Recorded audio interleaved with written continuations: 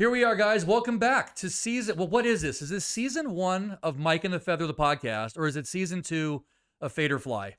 It's kind of a question mark because we're back here, and you know what I realized right now as I'm saying this? Happy anniversary.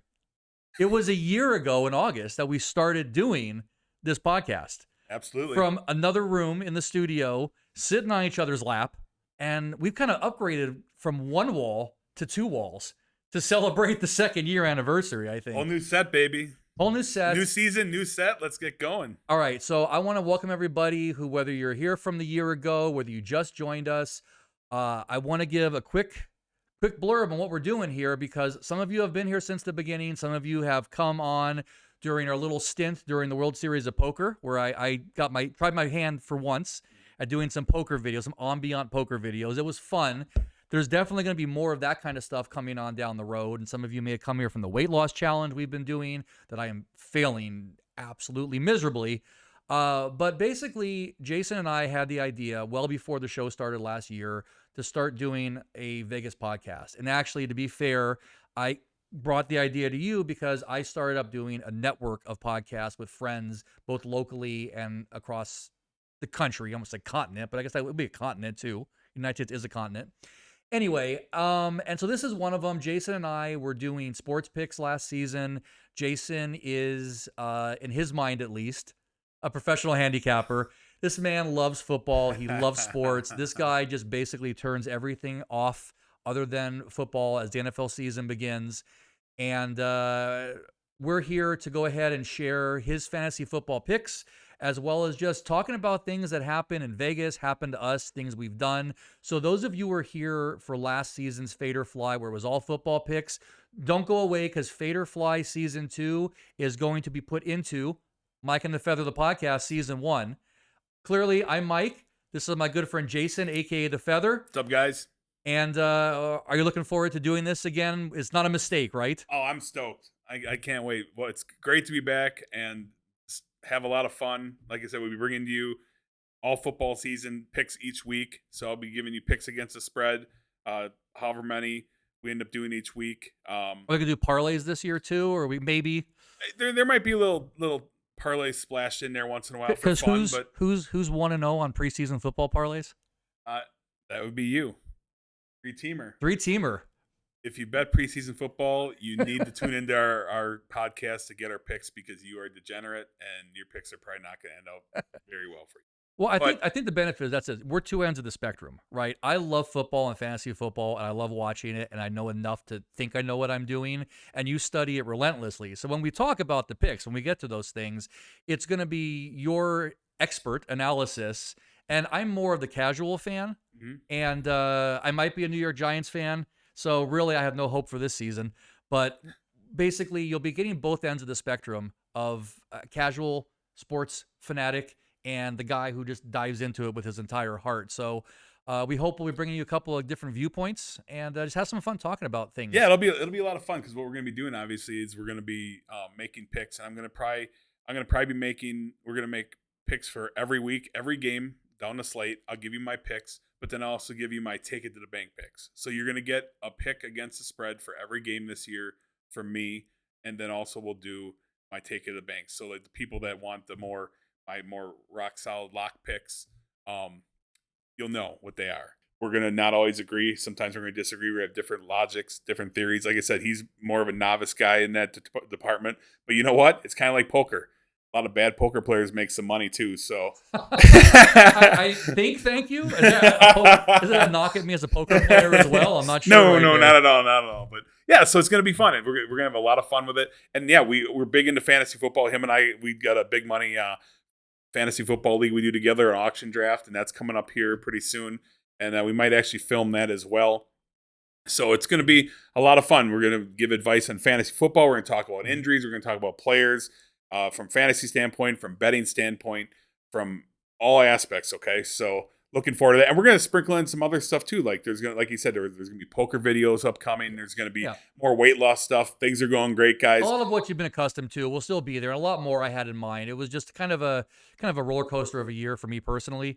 And since basically I do all the editing, all the setup, without me, this guy's kind of got to sit on his hands. But I'm excited about doing this in a podcast format now. So hopefully for you guys, this will be like a podcast you'll look forward to each week-ish. Probably maybe a fun 60 to 90 minutes of your day. Hope to release an audio version in the future too, so you guys can listen along. And so let me kind of jump into that podcast aspect. Tell me about your summer. How was your summer with the World Series of Poker? We had some videos, but what did you think of the way the series was run this year and your experience with it? The series was good. It was a successful year. I mean, tournament wise, I cashed 1 out of 3, 2 other deep runs that I just fell short, but that's poker. The cash game was successful. Had a lot of fun with that. The turnout was great. They broke another record for the main event, largest field all time, biggest money field. Yeah, I enjoyed it. Like I said, it's gonna be big changes because, as we know, GG Poker bought the WSOP from Caesars, which now Caesars we know hates poker officially. They dumped it off to them, which makes sense. It was the most successful WSOP year, so why not sell high? So Caesars like, boom, we're gonna sell it $500 million to GG Poker. They shut down Caesar's Palace Poker Room. They say it's temporary. Your bet on that is probably not. But my bet is I don't think it opens ever again. And they have a track record of that. Yeah. With the Flamingo. Well, yeah, they treated the staff of Flamingo horribly, but we won't get into that. I'm not going to beg on Caesars because, maybe we want to play poker again. So there. But anyway, yeah, so I enjoyed it, and I look forward to the future when it comes to World Series of Poker stuff, and we're going to get footage for you guys throughout the year, poker related as well. Did I send you the video, the Matt Berkey video, where he thinks there might have been that suspected cheating ring going on during the summer on his podcast? You didn't hear about that? No, I didn't hear about that. So supposedly, because obviously everything's speculation, but there is, I don't know if they're still going on or not, but he talked about that they believe that there's been a ring of people using literally microscopic cameras and earpieces to the point where you didn't see that. I thought I sent this to you. No, I'm I sorry. missed that. I don't want to look it up online. It's on Matt Berkey's recent podcast, but it's scary because they were talking about, and I think it's going to be in the higher stakes games. So I think trying to bilk a $5 blind game is not worth their time and effort. But it's basically been people taking their phone, putting it on the rail, and never touching their phone for 3 hours because there's tiny cameras going on, probably feeding back to somebody else. They were talking about earpieces that you have to actually remove from your ear with a magnet to get them out. They're that small, and people sending signals. And apparently there's been suspicions about it going on in California, out here. And it's kind of disturbing because every time poker seems to be building up, somebody's got to go in there and just make us all seem like the degenerates we actually are, but don't need to be. And where there's money, there's cheating. It's like, heaven forbid, actually people work hard and actually learn the trade and do well and based off of merit. Does that apply to the NFL? How much they cheat and get the Chiefs to the Super Bowl every year, which you love? I had to do my first Chiefs dig in. I like that. But I'm gonna keep a positive image about the Chiefs this year. Although it looks like they have a suspension looming with Rashid Rice. Is it going to be in 2025 or 2024? We'll see. But yeah, I'm not a big fan of cheating. Obviously, cheating's been a problem in all sports and in the NFL too. I mean, there's a lot of guys that, like Jimmy Garoppolo, he got suspended. He's quarterbacks for the Rams this year, but he's suspended for the first X amount of games because he positive drugs. Wait, isn't that a second time now, right? Because didn't that happen when he was with us? What was that? No, that's when it happened. He's carrying out suspension because it happened when he was with the Raiders. It allowed for the Raiders to dump his ass, not have to be on the hook for his money, and then he got picked up by the Rams, and then he served suspension. Well, speaking about picking up quarterbacks for money, let's just get it out of the way. How do you feel about your sophomore season with Jordan Love and his immense contract? And is there any possibility of a Jordan Love sophomore slump, though? I mean, Jordan Love, highest paid quarterback all-time history. And you know what? He earned it. Last year he came in. He's got the youngest team in the NFL. First ever team, the youngest team to ever win a playoff game. And I don't know. Like I said, the market calls for it. And guys like Daniel Jones are getting big money. Kyler Murray. Although Kyler Murray's looked better last year. His contract was looking sketch, but then he came back last year after injury, and he looked pretty good. So the market calls for it. I mean, Brock Purdy's next up, right? And Brock Purdy's probably going to get upwards of 55 or 60. I wouldn't doubt it. If he has a good year, he's going to be $55 million I have no doubt. So, which is funny because I get so tired of reading about this is a make or break season for Daniel Jones. I'm like, how many make or break seasons does somebody have? I feel like with Brock Purdy, you're right. Like, this is a big deal, though, because if he continues the trend he's been on and plays as well, I mean, obviously the expectation for them will be get back to the Super Bowl. But if we get to the playoffs, he doesn't falter. Yeah, he could be in line for probably the biggest contract, and that's going to keep adding to the story that Netflix will one day make. San Fran's window is closing. I mean, no, that's true. They got a couple big contract players with Kittle and McCaffrey, obviously. They paid him for another 2 years. Is the Madden curse going to strike him? Is that a possibility? The Madden curse has been a little bit dormant for a while, but if it's going to happen, it's going to be a big stage. And for those who don't know, if I don't know how you don't know this if you're watching a sports podcast, but historically, or more often than not, I should say, the cover athlete on Madden football tends to suffer a career failure, bad things happen, regression the following year. So they either get hurt or they are terrible. How happy were you and I about 4 or 5 years ago when it was both Tom Brady and Patrick Mahomes on the cover, and they freaking both are just doing great now. So I guess it skips a generation. There you go. Yeah, go figure. But haven't had a giant on them in a while, so we're safe. Probably not going to happen anytime soon. No, I don't think Daniel Jones is going to be making the cover. Madden. Look, personally, I just hope I don't want to belittle my team, but I think. I don't know. It's like a lot of stuff happening in the world today. I think things are blatantly obvious and nobody can see it. And I still do not understand what deal Daniel Jones made with the devil to get so many friggin' chances. I mean, look at quarterbacks who are on 3 teams with 3 years. This guy's about to go into 6th year. He's had one kind of decent season 2 years ago with our fluky playoff run. Well, he was injured. He was injured last year, so really, I mean, we were at the game when he went down. We were at the Raiders game when he went down, and Tommy Cutlets comes in, and Tommy Cutlets. That's another captured the hearts of all New Yorkans until he tried to scam a pizza place. That was. But that's kind of Guido. I respect that. That's like hey, I'm Sicilian. I can say that. A fellow Guido. Yeah, you take the opportunity when it's there, man. You capitalize. You don't wait for it to make money, around. Make hay while exactly. So but otherwise, please.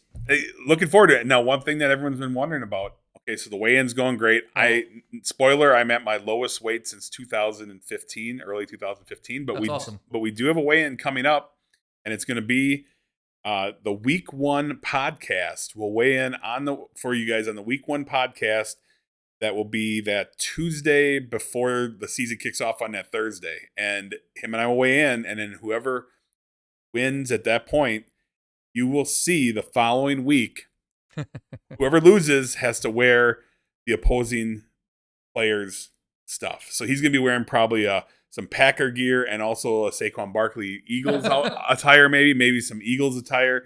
And if somehow he wins by miracle, which is possible, I mean, who knows? He did okay last weigh-in, right? If he wins, I have to wear Giants stuff. No, I think we need to change it. I think that's not going to bother you. I think you need to wear some Chiefs gear. You need to eat Chiefs gear. Eat some Wendy's. Is it Wendy's McNuggets? Eat some nuggies. Oh my god! I'm also thinking maybe you should come dressed as Andy Reid. Oh my god! You could pull that one off for me too. That'd be good because I hate the Eagles when I used to coach for them. All right, so if I lose, he can dress me however the hell he wants. I will say honestly, I don't think you have too much of a chance of losing at this weigh-in, but overall, as we get to next April for the full year, I think I have a pretty good shot. I might get hungry and eat the Bacchanal buffet for the next 3 weeks straight, though. You never know, and just tank the whole weigh-in. I hope your bets come through then, because that's not going to be a cheap prospect. So a good buffet, but not a cheap prospect. No, there'll be no buffets for this guy. So all right. Anyway, so there's gonna be podcast talk throughout the week, but we wanted to start with some preseason stuff. This is like our preseason show too. We're gonna cut out some stuff that doesn't work. Yep. We're gonna find where the holes are. We're gonna drop some dead weight, if we need to, from the show. You're not I'm talking about you. But dead weight. Yeah. So I'll take some dead weight off. So we're gonna start. I'm gonna get better at my microphone as well. We're going to start with looking at predictions for the over-unders for both conferences for every team as set by the NFL Sportsbook. We're going to be going, I'll put it up on the screen, but we're going to be going off specifically from the Westgate Superbooks sheet. This is dated, is it updated recently?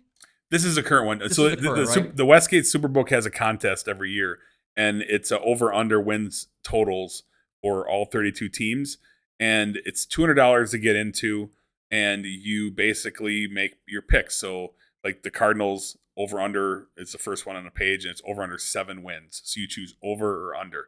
Now how it works is you get a point for each correct answer and a half point if it pushes. So if it lands directly on 7 and you picked over or under, it's a push and you get a half a point. So you would that's how that basically works. And then what it does is all the people that are in it, they pay so many places out, and basically they total up the total points at the end of the year, the 32 teams. So the most you can possibly do, you can get 32 points essentially. If you guess every single one right, you would get 32 points, I believe. But these are all available too as just individual betting lines right now too, right?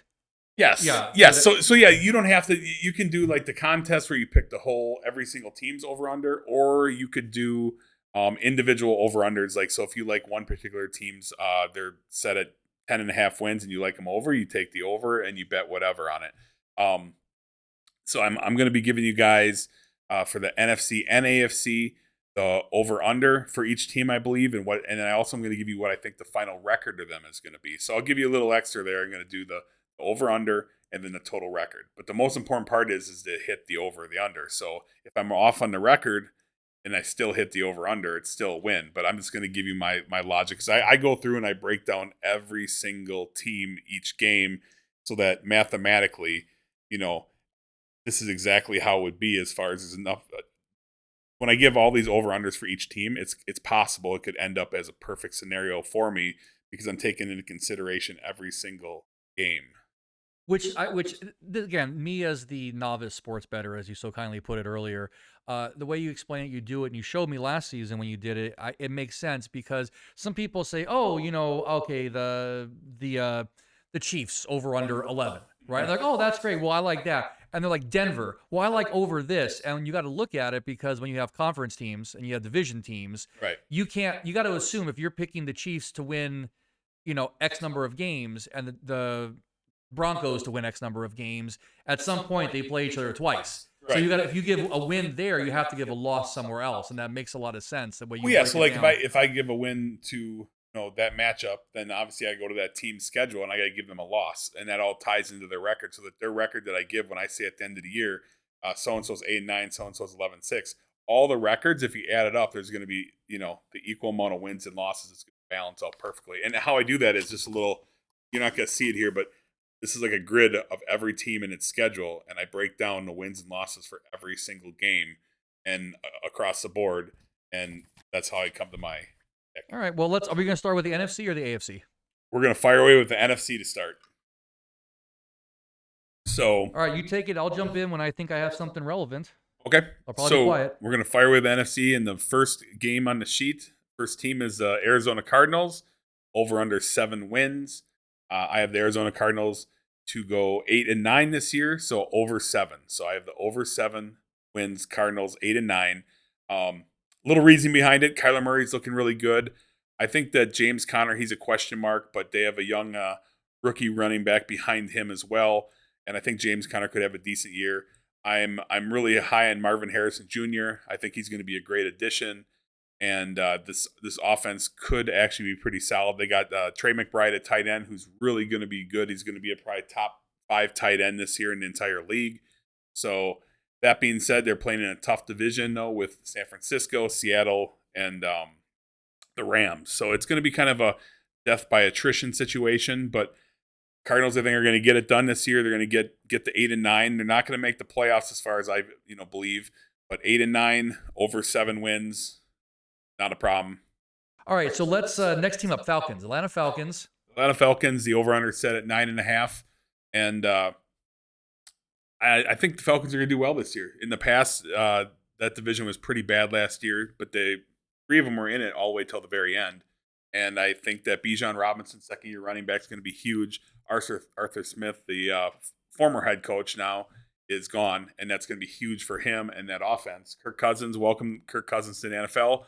And to the Atlanta Falcons, but then what happens? They end up drafting a quarterback with their number 1 pick, which is really crazy because Kirk Cousins wanted to leave Minnesota because they were going to draft a quarterback with their number 1 pick. So he's like, okay, guys, I don't want that.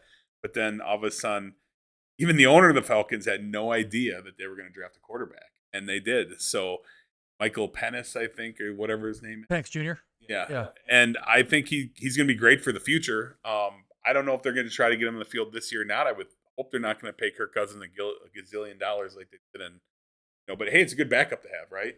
So Giants wish they could have that sort of situation. It's going to be a whole year of bash on the Giants. And I have no expectations, so that's like water off a duck's back, man. But here's, in the end, what it sums up, the Falcons are going to get it done. I have them going 11-6, and I have them going over the 9.5. So over 9.5, Falcons 11-6. I think Drake London's going to take a step forward, second-year wide receiver. And they just got some good talent, and they've improved on defense a little bit, and I think they're going to shake it up. And that offense is going to be pretty potent with the addition of a couple receivers and Bijan Robinson and Kirk Cousins, if he stays healthy. He definitely has, as long as it's not primetime games, primetime Kirk Cousins has been a struggle over the years, but he wins and he puts up a lot of fantasy points, gets the W. He loses the big games when it comes to playoff time, but we'll see. But I think all things point up for the Falcons, 11-6. Right. Next game. Now, this is a team that they're going to be work in progress, and they've been a work in progress, and that's the Carolina Panthers. They are over under 5.5 wins, and I have them under. I was going to say, like, again, with my just gut feel betting, I'm like, after what we saw last year, they had 2 wins, and they probably shouldn't even have that many. I think that's extremely optimistic. And I don't know, you have the schedule in front of you, so strength of schedule, they got to have one of the supposedly easiest schedules based on how the season ended last year. But yeah, I mean, just to more than double seems. Yeah, 5.5 wins. I mean, and don't get me wrong, they picked up some young talent too. They got a young running back that they drafted. Their quarterback's in his second year. They're hoping he takes a step up. Wide receivers, so. But yeah, I think they're still just pretty much going to be in the toilet. 15. I don't see anything better than 2-15 for them, but definitely under a 5.5 win. I just don't see a path the Panthers. I don't think there's much to say about that one. I think there's not much talk about the Panthers in general. I think obviously the half point, even if it was 5, 4 would feel like my limit on that, unless they get like a fluky game somewhere. Yeah, I mean, if it was over under like 4, it'd be like, but I just feel like that half, especially to 5.5, that means they have to get the 6 wins. That seems very optimistic. I don't see it. I'm good with under 5.5 and take that to the bank. So next game, bear down Chicago Bears. The Chicago Bears, who every year they seem to be having hope the last 3 or 4 years. Every year it's like they're going to be better. They get a top draft pick, Justin Fields. And then what do? They trade Justin Fields to Pittsburgh for nothing. Who do you think starts the season with more hope each year? Cowboys fans or Bears fans?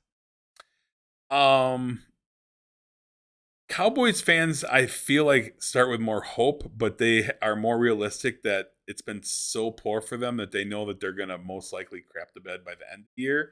Whereas the Bears, just by mathematical possibility, would think that eventually they would actually have a real. But they haven't, probably since they were in the Super Bowl way back in the day with against the Colts. So, but this year, Bears fans are feeling hyped, okay? I mean, they made a lot of moves. They crapped the bed on Justin Fields. They gave him away for a 6th-round pick, which is insane. They should have kept him. And I understand why they didn't want him, because they keep him. Now you got a rookie coming in and Justin Fields looming over the shoulder, and that doesn't do any good for anybody. But I feel like Justin Fields could have been someone to keep in the pocket, and they could have traded him as soon as a couple guys go down. And like what happened with the old Vikings with J.J. McCarthy going down, right? So maybe Justin Fields as a 1-year loan, could have gave Vikings more hope possibly. But they didn't. They traded him away, but Caleb Williams, it's all resting on Caleb Williams. But we all remember when Mitchell Trubisky, the Bears moved up to take Mitch Trubisky, and they could have stayed where they were and had Patrick Mahomes and countless other players, but they literally gave the farm away for Mitchell Trubisky. And we all know where that turned out. Yeah. So now they got Caleb Williams, and he's a talented guy. I'm not a big believer in Caleb Williams yet. He's got potential, but he lost a lot of big games in college, and he choked in a lot of spots. But we'll see. It's not me being a biased Packer fan. It's just the reality that the Bears. I'm going to give them credit. They picked up DeAndre Swift, and I think that's a really solid running back in a team that likes to run the ball. Keenan Allen, another guy, last year left for dead. Most people thought the guy would just mail it in. He gets hurt a lot, and he's getting older. And he had arguably his best year. I mean, he was great. A lot of players do get paid on that one good season, right? And like Daniel Jones is an example again. Like he has one good season and suddenly he gets a 4-year contract. But yeah, I mean, it'd be nice to see him be able to turn it around there. Yeah, I mean, Keenan Allen was good. I mean, he's just been good. He's been really good. Like yeah, said, but he was left for dead by all the teams, and it's just like. And last year had a big year, and now he got some paid, and now we'll see. Is it going to be a year where he's gonna tank, or is he's very reliable? The guy was Mr. Reliable on catches and yards and everything. So, and you already got a really good receiving core there, and then the Bears also drafted Odunze, rookie wide receiver. I think Chicago has the tools on paper to have success, but they're playing in a very tough division. Okay, Detroit has arrived. Green Bay looks great. Minnesota, not so much now. Especially, I mean, they were going to have an off year this year anyway, but it's rough right now. That's losing their top quarterback, and then Jordan Addison. You got Jordan Addison, who's it's going to get a suspension, probably at least a 3-game suspension this year, most likely. Could carry into the next year. But most likely he's going to see a 3 or 4 game suspension this year, which he's a great number 2 wideout to Justin Jefferson. And now with the quarterback situation being questionable with Sam Darnold, those good receivers are needed out there to try to make up for the deficits of Sam Darnold. Now, I'm not ready to mail it in on Sam Darnold yet. I know most people have. We'll see. He couldn't find his way, in New York as a Jet. We'll see what he does here. But all that spells the Bears over 9 wins, over under 9 wins, and I'm going to go under. And it's close. I have them at 8-9. The Bears finished 8-9, just under, but I just don't see a ceiling. They're never getting to 10. The Bears are not getting to 10 wins. Okay, you heard it here. So therefore, if it ends up on 9, it's a push anyway. So 8-9. It's way more likely they go under than they go over. So 8.5. Would you have still gone under? I know you're putting them at 8-9, so obviously the answer is probably yes. But if it was 8.5, would you consider it any differently? If it was 8 wins, it's possible I could consider over. But I feel like 8-9's their ceiling. But 9 wins for sure would be the most that I think that they're going to win, and that's a push, right? But I know they're not getting to 10. So yeah, if the line was 8, it's more likely they go to. Your decision is based on the line here, not so much as like what you think about the team and the win. Like basically, like you said, they could get to 9 maybe, but 9's as a far push. as winning on the sheet. So if you take my pick and you go over 9 or you go under 9 and it lands on 9, it's a push. So I'm going to go with under 9, and they're not getting over. They're not going to get to 10. You were very kind to the Bears. I'm proud of you. Hey, I can be passionate about certain teams and against certain teams, but I'm not a biased guy when it comes to my wallet. Last year people were on me about Chiefs because at the end of the year I had a great run, but I rode against the Chiefs in the playoffs, and obviously we know how that turned out. Yeah, very poorly. But it was tough. But you know what? It wasn't the Chiefs' greatest season, to be fair, either. That was a lot had to go right too. A ton had to go right throughout the playoffs and everywhere. But hey, they won and they're going for 3 in a row. But we'll see. Next game. How about them Cowboys? Dallas Cowboys over under 10 wins. Is that your favorite team? It's my second favorite team. Second favorite team? Right after the Patriots, led by Tom Brady. I might. Oh wait, hold on. I got favorite and least favorite mixed up again. I might have to get some Cowboys gear from Josh because he's a Cowboys fan. Maybe I'll borrow from him for you to wear in a podcast. Look, sorry. I know there's some guys who watch this in our league and our friends. I think. So I grew up a Lakers fan, right? I loved the Lakers in the 80s. I loved everything about it. And aside from the fact that I can't stand watching basketball anymore at all, what turned me away from the Lakers was Laker fans. And I remember sitting at the Rio one time years ago, and I'm watching fans cussing at Kobe Bryant because he's not scoring. You guys suck. Lakers suck. Screw you, Kobe.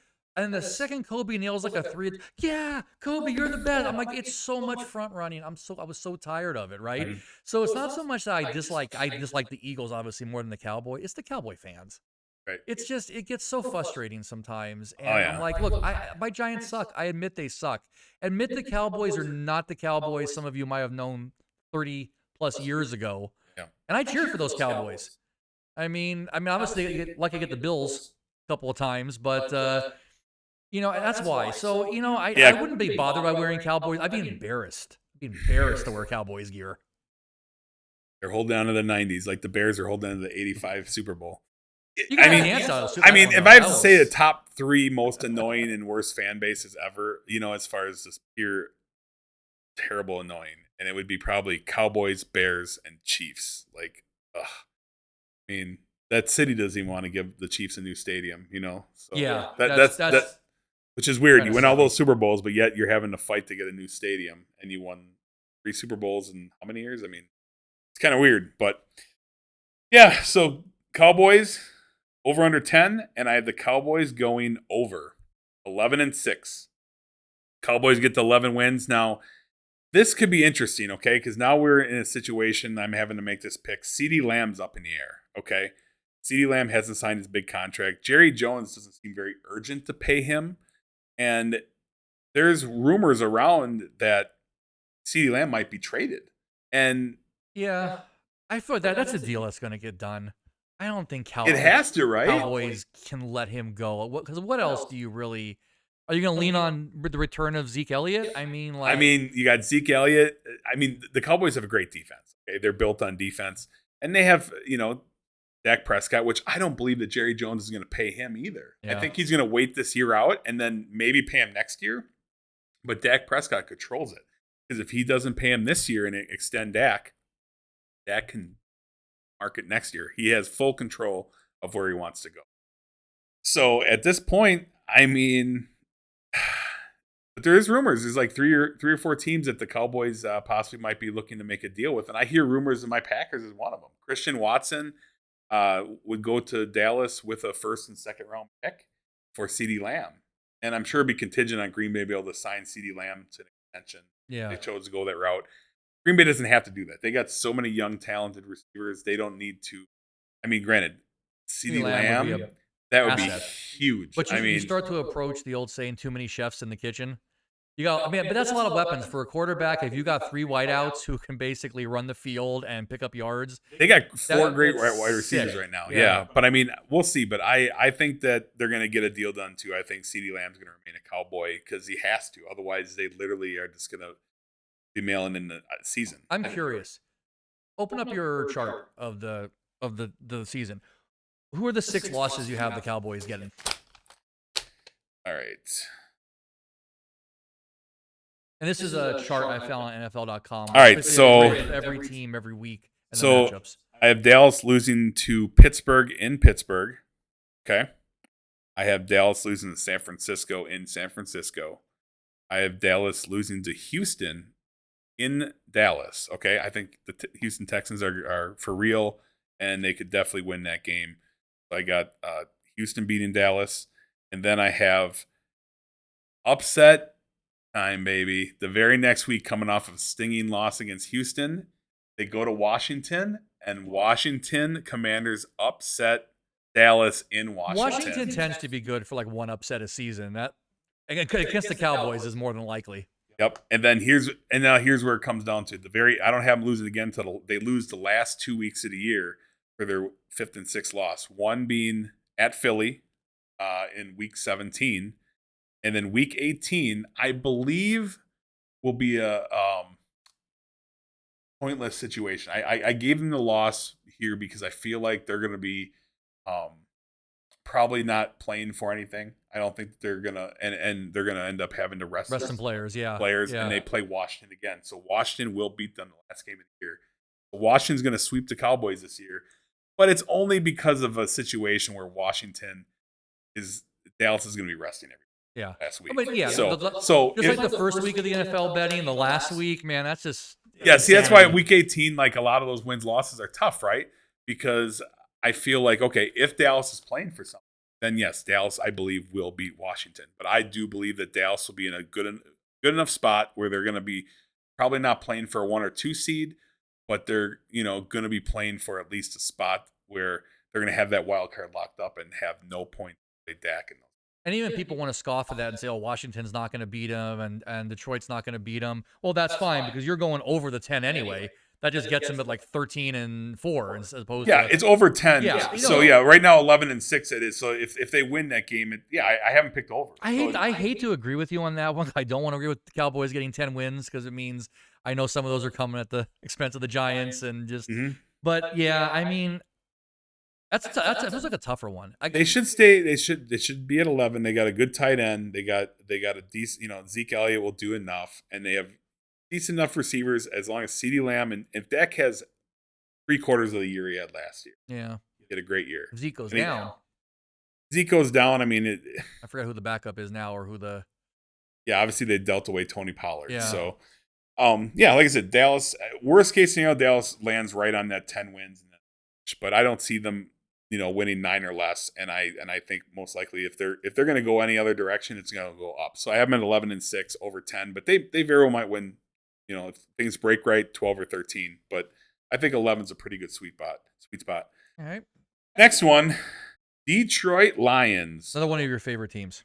The Lions are over under 10.5. What world would we ever think we would see the Detroit Lions at 10.5 over under wins? Like, that's big time, right? I mean, if you have an over under start season of 10 wins or more, you've arrived. Yeah. Because the NFL is tough. Even the top teams, rarely go over 11.5 like top. So that's, a lot of hype on Detroit, and they've earned it, right? Their coach looks great. That offense looks good. That defense looks good. Tons of talent on both ends of the ball, and they're playing in a division that is good. You got to be good at that division. Yeah, the division. I think if Minnesota wasn't pulling them down, that could be one of the better divisions throughout the whole year. If Chicago breaks the right direction. Yeah. Right? On paper, it looks like it's good, but we'll see. I mean, like I said, I think Chicago's more of an 8 and 9 team, so middle of the road. But as far as the Lions go, over 10.5, I have them at going over 10.5 and going 11-6. So just getting up and over that 10.5, get into the 11 win mark. They have Jahmyr Gibbs, who now their stud running back, tweaked a hamstring. So that happened the other day, yesterday, maybe 2 days ago, whatever. So that's not good, right? They have David Montgomery, which was on our fantasy football team. Yeah, we had him last season. And for all you guys listening, I tried to make deals to deal away Montgomery and Swift. You guys chose not to go with that. And now David Montgomery's looking pretty nice. But Jahmyr Gibbs is supposed to be okay. He should be ready by week 1. But hamstrings are soft tissue injuries are not a good thing. And he suffered one last year. So we'll see. But either way, with Amon-Ra St. Brown and Sam Laporta, the stud tight end, I think is going to have regression this year. He Laporta? He played he played great last year, but he's not going to maintain that this year. I think he's going to do great, but he's not going to do what he did last. Well, the team really clicked last year, so everything flowed for each other, and that worked out really well. I have nothing negative to say about the Lions. I think they're going to have a good year, 11-6. Take the over. That's pretty safe. And then next up is my Green Bay Packers. So they're going undefeated, I think is what your notes say here. So undefeated, actually get a bonus win. 17-0. Yeah. No. As long as they don't face the Giants in the Super Bowl. Because 17-0 teams can't beat the New York Giants. Or 16-0 teams couldn't. Well, the year the Packers went 15-1, they lost to the worst team in football at the time, the Chiefs. And then they ended up choking in the first round of the play. Sometimes going 15-1 isn't a good thing, right? I think sometimes you gotta get in there. Yep. So Green Bay over under 10 wins. Okay. And I'm gonna go over. I would even go over. I was gonna jump in and say before you say anything, I feel like I'm being very conservative. I have them finishing 11-6. Okay, so I have them finishing the same record as Detroit, and both teams could swing up. Like I don't think either one's gonna swing down below 11, but I think one of them will go above, and I think Green Bay has a very good chance of being more in the 12 or 13 win category. But, I try to be realistic and take into considerations, Thursday night games, Monday night games, traveling, home and away. There's so many variables, right? And the reality is great teams lose games they should win because of circumstances of being on a short week, on the road. And so I gave Green Bay some losses in areas that I think that they'll most likely win. But either way, it all comes down to over 10, 11-6, and Jordan Love. Green Bay's problem is they have too many good wide receivers. I don't want to jinx them, but a lot of people feel in the fantasy football world and in general, they got arguably 3 number 1 wide receivers that are wide receiver ones. So that's a good problem to have for Jordan Love, right? Matt LaFleur was talking to the press about that, and he goes, I hate having to talk about or who's the number 1 because he says it makes me sick to my stomach because we have a bunch of guys he believes that are number 1 wide receivers. And literally there's arguably 3 number 1 wide receivers. Christian Watson, he fixed his injury situation. He went to some at UW-Madison and some medical facility. They found out that one leg is actually different size and strength by far. There's a huge deficit. That's why he kept ripping hamstrings, right? Pulling hamstrings. So they, in the whole off season, did everything they could to make it where he balances his legs. There's only a small difference between one and the other. And that could be huge. And when Christian Watson can stay in the field, he's a dominant player. Right. He just hasn't been able to stay in the field. And I know Mr. Anthony was very frustrated. He told me about that this year, that he's not too high in Christian Watson due to injury, which I get it, right? Because he, what you see all the time is what your eyes want to believe, So we'll see what happens. But otherwise, Green Bay, they picked up Josh Jacobs, former Raider, paid him some money. No more Aaron Jones. I feel good about it. Aaron Jones is a great leader, but he's almost 30 years old. Yeah. Makes me feel so old when someone's almost too old to play a sport and they're almost 30. Yeah. I forget when I watch these games sometimes, with the exception of your random 38 or 40-year-old quarterback. Right. These guys are all like more than half my age. I'm like watching a bunch of kids run around the field, and I just always think of them as old men. Yeah. I was like, oh my gosh, I got to draft this old guy as running back, and I'm like 24 years old, and this guy's like 29. He seems like a senior citizen. And now I'm like, oh, how old is this? Oh, yeah. This is just to say, like, it's like you see Christian McCaffrey run. It was like a freaking beast. Right. And then he takes off the helmet. It's like a little, like, 12-year-old kid sometimes. And I'm like, it doesn't connect with me anymore how young some of these players are, how old 30 years old is. It's crazy. Rant is over, but. I mean, running backs, 30 years old is like the statistically where the shelf drops off. And, decline is huge. What's the oldest position in the NFL? It's got to be quarterback then, right? What's the oldest skewing position? Kicker, maybe kicker. Kicker. There's been some kickers that are pushing 40. Yeah.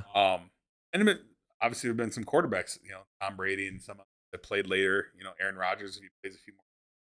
But yeah, I mean, but running backs are one of those that once you hit that like 28, 29, they're like, he's pretty much dead, which makes sense because they're usually the ones that are around at that age. Because a lot of them don't even make it to 20, right? Yeah. The ones that are still around, they were really good, but they were workhorses. It means they wore down. Yep. And the miles on a receiver compared to a running back, it's a different position. So you can have a 33-year-old receiver, and they're going to be okay, but you're not going to have many 33-year-olds. Right. No, I got that are worth anything. So the Los Angeles Rams over under 8.5 wins for the Rams. That's an interesting line. Yeah, now you got Puka Nacua, the wide receiver, coming up big. He had a great year last year. Everyone's high on him for fantasy football again this year. And then you got Cooper Kupp. Who would have thought that Cooper Kupp would take a backseat to anybody? But from drafting standpoint, Puka's going in the second round. Cooper Kupp's going down the chain a little bit. He's older. Once again, we're talking about the wide receiver situation. Cooper Kupp's been getting hurt a little bit more often. What is like an ancient 27-year-old? How old is Cooper Kupp now? Wait, give me a guess. What's your best guess on Cooper Kupp's age? Let's look it up. Going off of memory, I think Cooper Kupp is closer to 30. 30, 31. Ooh, really? He's 31 years old. Yeah, 30, 31. So Cooper Kupp's kind of in that Jordy Nelson world when Jordy Nelson was really, really good. Yeah. And then he got older and then he dropped off a cliff, right? Wow. I'm sorry. Yeah, he's 8 seasons. This will be 8th season. I remember drafting him as a rookie in one of my fantasy leagues as a flyer, and the first 2 years I was like, oh, he didn't pan out, tossed him back, and then regretted that. So yeah, he's a good player, and if he's healthy, he is the alpha on that team. So if Cooper Kupp stays healthy this year, which is a big question mark, he will be the alpha on that team, and that assumes Matt Stafford stays. right? I mean, he does have Jimmy Garoppolo when, as backup when his suspension's over, but Jimmy Garoppolo is, I'm not high on Jimmy Garoppolo at any point. So, but yeah, with that team, then they have a really good running back situation there. With the Rams, they got a rookie they drafted and Kyron Williams, who's a stud. People are high on him, and that's not even too. Could he regress this year? But people seem to be really high on him.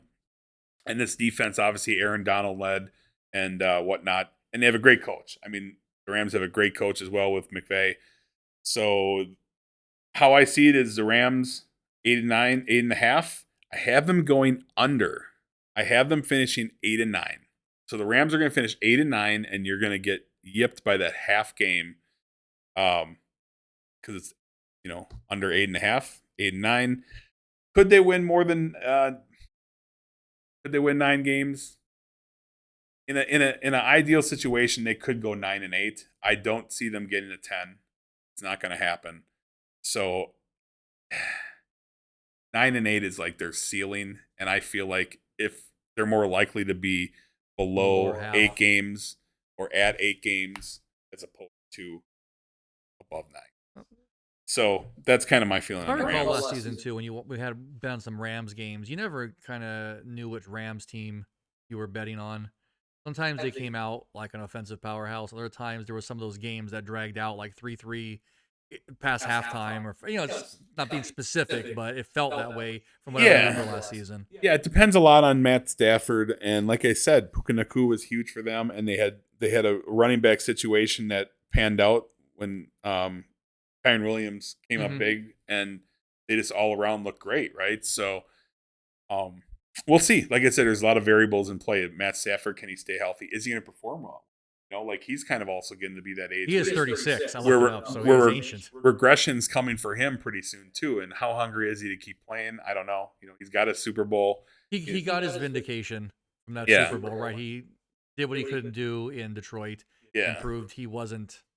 Whether he proved it or not, he feels like he proved that he could carry a team. And then the regression came. Yep. And so that's how I feel about that. The next game. Sorry, Justin. Minnesota Vikings over under 6.5. Now, just curious, does this have any? Has it changed at all with the recent events? Okay, knowing that JJ McCarthy is out for the year, it's not going to change the result of my pick because will it change the Vegas line though? It could. It's hard to say because JJ McCarthy wasn't going to probably start or play the first 3 games. They're going to probably wait and see how Sam Darnold did. Yep. And if the wheels came off, they would insert JJ McCarthy. Now that option's over. Like I said, they're sitting at, what is it? What did I say? 6.5 over under. And I have them going 5-12. Now here's the deal. I have them going 5-12 before this news came today, but it's only going to go down. It's not going to go up. So I'm not going to go over for this situation. Right. If anything, they have potential to go less than 5. But right now I have them at 5-12. I just don't see a path. This division is too good. I mean, between Detroit and Green Bay, going over the schedule that Minnesota had, I just don't see them.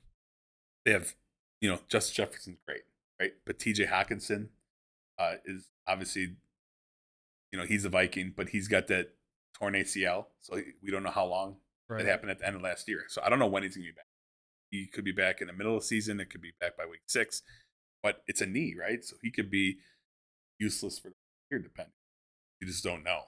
So and if the Bears click too, that division is just and then you got Addison who's facing suspension, right? So now it's down to Justin Jefferson.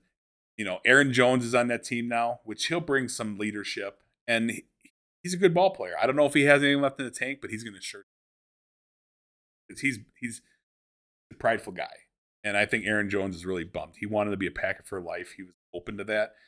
But football and sports is a tough business. It's, father time is rough and teams don't care. They're not loyal to you just because what you did for them for a 5 or 10 year span or whatever. They want to know what you can do for them this year and the year. So, unfortunately, Justin, sadness is going to continue. Hopefully that they can get you 5 wins this year. But I don't think you're going to see any better than that out of this team. So next one, the New Orleans Saints, over under 7.5 wins. This is interesting. I mean, you got Derek Carr in his second year. You got Alvin Kamara at running back that's solid. I mean, the guy, he's getting up there in age too a little bit, right? Alvin Kamara's getting a little bit older, but he looks good. Chris Olave, wide receiver, looking to keep striding forward.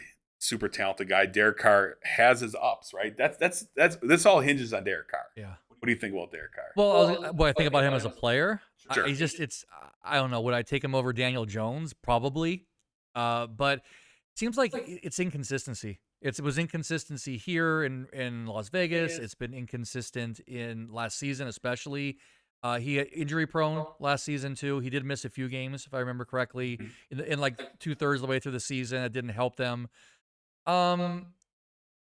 He seems like that kind of quarterback who has the ability to play well, but for whatever reason, he's missing the essence of being able to tap into that consistently. Right. Yeah, I mean, Derek Carr, they were high on him in Vegas, right? They really thought he could be the guy. Devontae Adams came here from Green Bay because he was unsure about Jordan Love. Go figure, right? He was unsure about Jordan Love and in the future of the Packers, like where Aaron Rodgers was going to do. And he wanted to go play closer to home so his family could see games. Talking about Devontae Adams. And then he wanted to play with his former college quarterback. So win-win-win. Since then, it's been all nightmare for Devontae Adams. They trade his quarterback. He's getting beat up pretty good here in Las Vegas. He's taking a lot of hits and frustrated. Like I believe there's a good chance that Devontae Adams is traded to the Jets. I think that's going to be willed into existence. It might take until the very beginning of the year, but I think that Devontae Adams is probably going to be dealt away. I just think they're talking about that for a while. Yeah, I mean the Raiders adamantly say it's not going to happen, but I think it's going to happen because I think Devontae Adams is kind of over it, and he's dealing with two quarterbacks, one that's young and the other one Gardner Minshew, which Gardner Minshew pretty much maybe has a future in hardcore porn with his stash. But otherwise he's not much of a quarterback. The guy can have a couple big games, but then he's just absolutely terrible, and then you remember why he is who he is. So, that being said, the Saints, I think they're going to go over. They're going to get it just a little bit. Oh, 7.5. Over under 7.5. Yep. I have the Saints winning 8 games. Saints go 8-9 this year. They get over the hump. They get the book the win if you bet the Saints over 7.5. But that's about it. So it's close. But I definitely would not go under. You feel more comfortable going to the over 8 side than saying yeah. I think the Saints, if things break, that division is going to has a lot of question marks, right? Like Atlanta, a lot of potential. Tampa Bay, could be solid. So a lot of it's going to swing on those two teams and where things go. But I think that 8-9 is pretty rock solid. The Saints, if they were going to break one way or another, would be more towards 9-8. Be my mindset. So Saints over 7.5. Book it. Good luck, Saints. Next one. Okay, Mike. Need a hug ahead of time. We can pause the camera. But New York Football Giants over 6.5 wins. First of all, what is Vegas thinking when they set 6.5 wins? I hate to say it, but I kind of agree with you. I don't know which 6 games or 6.5 games 7 games. Which 7 games they're thinking the Giants are going to win. I mean, that almost feels like somebody like me who wants to have hope for their team kind of set the line for that one because, look, I wish I could believe that Daniel Jones was going to come out the gate and finally be the player that somebody in management thought he was going to be. Mm-hmm. But Neighbors is hurt now. Or he's injured. Like he's out. He's got an ankle injury, but it's not a break. It's not a tear. But I worry about those things. Like, what if it was right on the cusp? And so he heals up, but now same thing happens again. Like a reoccurring. Like week 3, and now suddenly there's no real running back to speak of. I don't know. Hey, Devin Singletary resents your feelings on yes, that. He says he wants to be show that he can. Devin Singletary says he is a workhorse, and he is not the boring running back that all of us fantasy owners. Like, literally, Devin Singletary is the Red Robin flavor vanilla. Here's the Okay. Here's the thing. To me, it doesn't really matter if Devin Singletary can run or Daniel Jones can get throws off. It's just consistently season after season after season. The offensive line gives them no help whatsoever. Nobody has any time. I mean, look, it looks like maybe it gets better. And then Daniel Jones gets 2.5 seconds in the pocket to get a pass off. And he's already hit or miss as it is. So he wings something off that goes like 3 yards on, 3rd and 12. And then it's like, what's the guy supposed to do? You're throwing a double coverage. Guy catches the ball, looking the wrong way, turns around, gets slammed, and you run off the field another 3 and out. And it's boring to watch. I can't watch it. They did him no favors by Saquon Barkley leaving, and that whole thing. Yeah, even that Barkley he's a really good outlet pass for him to dump it off to. I don't know if Jones even has a progression. Look, I know things about quarterbacks. Like he feels like he locks in when he snaps that ball. He knows where he wants to throw it. He has no progression. It's like, oh, that guy's not open. Where's Barkley? Where's my dump off pass? Right. Go bail me out. And then yeah, the Darren Waller experiment didn't work very well for them. I was excited about Waller coming over. He had a lot of potential. Like, just get him the ball. Yeah, and I mean, he could be a game changer like Randy Moss was back in the day. Just throw it up there, let him get the ball. And if the Giants' game plan somehow turns out to be half as good as your head coach's weight loss plan, they're in good shape because he is fit. Hey, no fat shaming on the show. No. You didn't know this? I saw your head coach is lean and mean. He's pulling the oh my god, WSOP. Our tournament director. Oh my gosh. Yep. I've already put Jack Effel. Jack Effel. Yeah, he looked. Dude, Jack Effel turned a corner. Jack Effel on steroids or what? That was Jack Effel a name, not even like that's like a replacement. And I mean, let's talk about Jack Effel for 1 second. Like, I walk in and this guy's like, he went from wearing the year before and the year before that when he was a heavier guy, wore the biggest suits, right? Like just drowned in them, right? Because big guys don't want to have tight clothes. Yeah. Never. That's like a fear. Trust me, I'm a big guy. But all that guy wore was like tight ass polos the entire WSOP. He wasn't even barely wearing suits because he's like, I don't want to wear a suit jacket and cover this up. He would wear the tightest ass shirts. So his arms, like you can see his veins popping out. And I'm like, okay, Mr. Jack Effel, the guy's got to be pushing what? Mid-50s at least? And he's jacked. Good for him. Inspiration, right? So, yeah, good for him. I mean, go ahead. So, yeah, Giants 6.5. Oh, so the Giants 6.5. Here's what I got for you. The Giants are going under. I mean, that's a lock. Okay. The Giants are going under 6.5. I have them at 4-13. The Giants win 4. In a miracle world, they could get to 5, but they're not getting to 7. Okay. The New York Football Giants are not getting to 7. You take the under 6.5. And it's on to the next. Even if that's even if like the Cowboys end up trading away Dak Prescott, CeeDee Lamb, the Water Boy, they're still not going to get it done because even Washington seems like they've improved with their rookie quarterback, and they're going to give problems to other teams as well. So you can rest assured the Giants under 6.5, book it. I got them, like I said, 4-13. Yeah, that's fair. All right, let's on to the next. Next one, Mike's really favorite team. The Philadelphia Eagles over under 10.5 wins. Okay. Fly Eagles fly. They should be the front runner to win division this year. Okay. Jalen Hurts looks good. AJ Brown, our fantasy player, is going to dominate this year. He might be number 1 this year when it's all said and done. So Saquon Barkley, sorry, Mike. Saquon Barkley is going to, as long as he stays healthy, Saquon Barkley, if he stays healthy,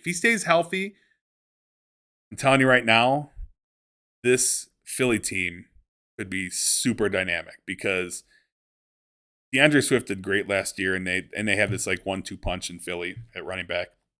But Saquon could bring them to a next level, and I just think that Philly's going to be too good as long as all the pieces stay healthy, and they're going to win a division. And I have the Eagles going 11-6.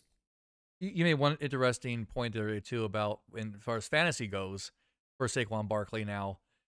Maybe some value, if I remember hearing this correctly, maybe some value goes down because of the tush push.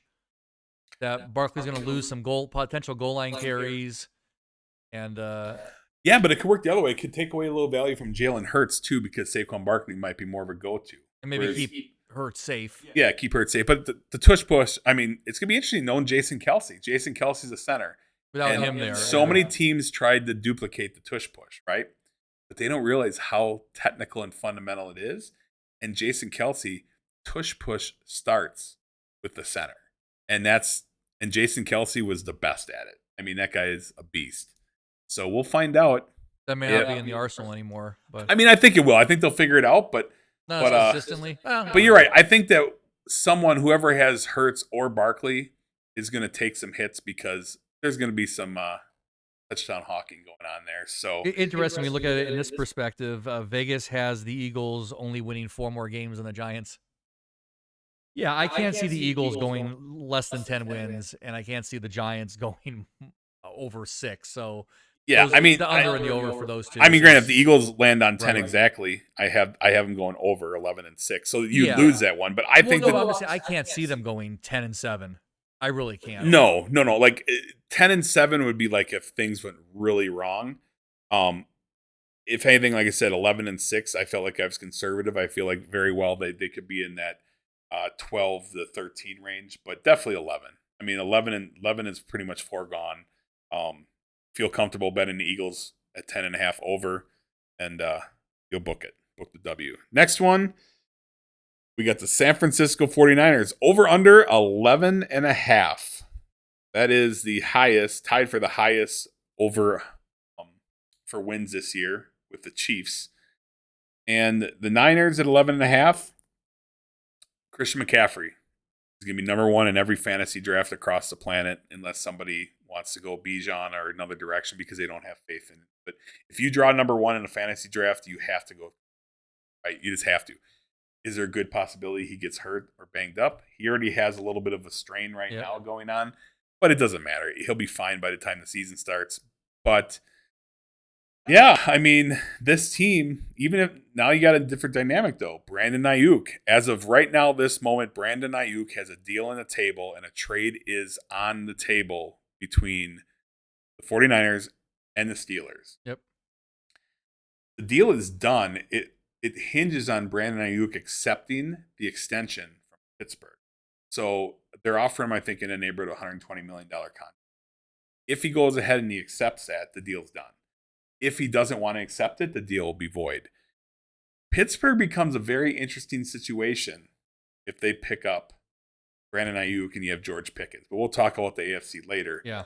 But as far as NFC-wise, assuming Ayuk's going away, because I think Ayuk has 0 chance of being a Niner to start the year because there's just too much saltiness going on there that I think that he's gone, even if it's not with Pittsburgh, which I think it will be with. My take is Deebo Samuel is going to be that much more valuable. George Kittle, who a lot of people don't know this, but George Kittle last year played not George Kittle-like because he was injured prior year and he came in way lighter in weight, muscle, and he wasn't the same. And so his value is going to go fantasy-wise, and it's a greatly, really good coach team. I mean, what's your take on the Niners? Well, I do think over 11.5. I don't think they're going to get 12 like they did last season this year. The Ayuk thing definitely does. That's I think is a lock if he does walk to Pittsburgh. 49ers are clearly one of the favorites in that division, if not. Yeah, they went to the Super Bowl. They should have won the Super Bowl last year. I mean, other than one team, other teams went 12 and I can't do math right now in my head. 12 and 6 last year. No, that's 18. 12 and 5. What's 12 plus 5? That's 17. Yeah, 12 and 5. Well, it was the Ravens went 13. They went 13. Ravens won 13. They only team to go 13 and 4. 13 and 4. Yes, again, math. That's not my strong suit. Well, it used to be 16 games up until recently. Right. So. That's why I was doing it. That's exactly the reason why. But no, I don't know. I just feel like they're no doubt the 49ers are going to crush. But yeah, I feels like it's going to be a bit of a regression and maybe a little bit of a Super Bowl loss hangover. That's going to weigh on you. 2 Super Bowls like that in your grasp, basically, you give them away. The same team both times. So I've been like going back and forth a little bit. So on paper, the Niners, they need to win now because they're going to have to pay Brock Purdy next year. He's going to become probably the highest paid quarterback again. And they can't keep everybody. So granted, letting Brandon Ayuk go will help them money wise, but also it's going to take them. It's going to bring them a step back as far as their goal to win a Super Bowl, right? But they can do it without him. They can still do it, but they have to do it soon because once they pay Purdy, even though nowadays with how they structure contracts with like bonuses and stuff, that the cap hit won't be as bad as it used to be in the past. But they're in this win now. Kittle's getting up there in age. Deebo Samuel's is injury prone, and he's not a gimmick receiver, but Deebo Samuel's more of a gimmick receiver. Ayuk was the guy that really had the connection with Brock Purdy. And the question is, is Brock Purdy going to regret? Because he had, great year when he came in as Mr. Irrelevant rookie, right? Yeah. And last year he looked outstanding. We had him in fantasy. He was literally, I think number 2 or 3 in total fantasy points. But he had some bad games too. He was terrible against the Baltimore Ravens, like terrible. So this year, how I have it this year, shockingly, I have the Niners over 11.5. I have them take the under. I have them winning 11-6. Okay, so that half point's gonna be everything. I think that they're still gonna have a great year, but I think the Niners are going to not go over 12 win area. I think they're gonna be in that like 11. Like literally, I think it's gonna fall 11 is the magic number, but I think they're gonna fall short and not break that 12. Now, if everything fires perfectly, they could be that 13. But I think that Arizona's improved, Seattle's improved, and I think the Rams are going to be solid. And the schedule the Niners have is fairly brutal, that I think that 11 wins is a pretty nice number. If it goes over, it's one of those I wouldn't be surprised. But I feel that they're going to fall right at that 11 spot under. That's about, yeah. So next one, we have the Seattle Seahawks over 7.5 wins, over under 7.5. Seahawks, they got a couple good running backs there. Obviously, they have 3 solid receivers. Tyler Lockett's getting up there in age. I'm not a big Seattle guy. Geno Smith, what do you think about him? Again, he's very much like a Derek Carr to me. He has the talent, and this doesn't seem to be something that consistently clicks, that he pulls out game after game. DK Metcalf took a step backwards, and it was pretty bad, compared to what they expected out of him. But if DK Metcalf can step up and be the receiver people thought he could be, and Tyler Lockett can do enough, he's getting old, he's getting up there in age, so he's in that spot where he's about to be passed up by the rookie wide receiver that Seattle drafted last year, which I'm not going to try to pronounce his name. Yeah, and they got two solid running backs too, in Walker and Charbonnet. So defense, they're okay. They're nothing special, but Seattle's a tough environment to win in. Seattle's at home. Still loud. That 12th man is real there. So as far as I feel about Seattle, over under 7.5, we're gonna go over. Seattle's gonna get the 9-8, I say. So Seattle 9-8, they're gonna go over. I just don't see them. If they go under 7.5, they would literally win 7 games. Could they go 7-10? Is it possible? It's possible. But I feel like there's enough of a cushion where that 9-8 is foreseeable, and if they play out of their butts, they could get to 10-7. But I just feel like they're not gonna win like 6 or 7 games. Unless literally, which we can't forecast that, unless like Geno goes down, Metcalf goes down, they lose their number 1 running back. Injuries, right? That's stuff you can't plan on and forecast. But that team is good enough to be able to get over the 7-win threshold, and I believe 9-8. I feel pretty good about that. Next one, the Tampa Bay Buccaneers and Baker Mayfield. Would you, if you had a choice between Daniel Jones and Baker Mayfield? It is almost not even. Don't have to finish answering the question. The second choice. Baker, okay. I would, yeah. Is there anyone you would take Daniel Jones over? JJ McCarthy. Oh, too soon, maybe. Oh, Justin. Justin, that's your buddy right there. JJ McCarthy. Ouch. Okay. Buccaneers over under 7.5 wins. Okay. I don't know what we're gonna get out of Mike Evans this year, and I don't know what we're gonna get out of White at the running back position. Godwin has been decent. He gets banged up. Yep, every year. But I have him in fantasy like every year in an old league, and he's just hurt all the time. They're playing in that division right now that has a lot of question marks. I mean, it appears like Atlanta's going to be the front runner by far. Carolina's going to be bad. And then after that, it gets kind of, grayish with the Saints, obviously. So, Buccaneers, I think that they should be able to grind enough with Baker Mayfield, and I think Mike Evans will do enough and have a decent year again. We'll find out. I think between Mike Evans and Keenan Allen, one of them are going to be a letdown. I don't think both are going to have the years they had last year by any means, but one of them is going to have a big regression. I don't know which one yet. Stay tuned for that, I guess. But that being said, Buccaneers over under 7.5. I'm going to give them the over. Yeah, I think so too. I think at least they're getting at least 8. Yeah, I'm going to go. I have them at 9-8. Buccaneers finishing at 9-8, and I feel like it's safe enough that they're going to get over that 7-win threshold.